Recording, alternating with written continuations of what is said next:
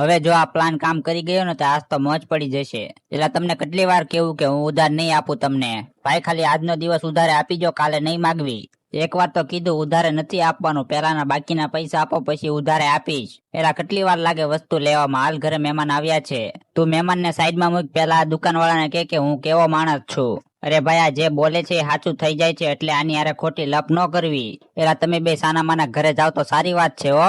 એલા લાગે છે કે આ ઠોકીનો આપણો પ્લાન સક્સેસ નહીં થવા દે. એલા ઠોકીના હું તને શ્રાપ આપું છું કે તારું આ ફ્રીજ ધૂળથી ભરાઈ જાય. જા જોઈ લે ખોલીને.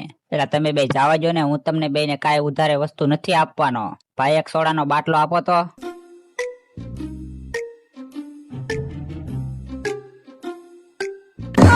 એલા આમાં તો સાચું ધૂળ છે, ઉભો રહેતો. એલા જો આવે છે, હવે પગમાં પડીને માફી માંગશે. હવે આપણને ઉધારે વસ્તુ પણ આપશે. ઠોકીના તે મારા ફ્રીજમાં ધૂળ નાખી દીધી. મેં તો તને શ્રાપ આપ્યો હતો. અરે ઠોકીના તું માર ખાવાનો છો.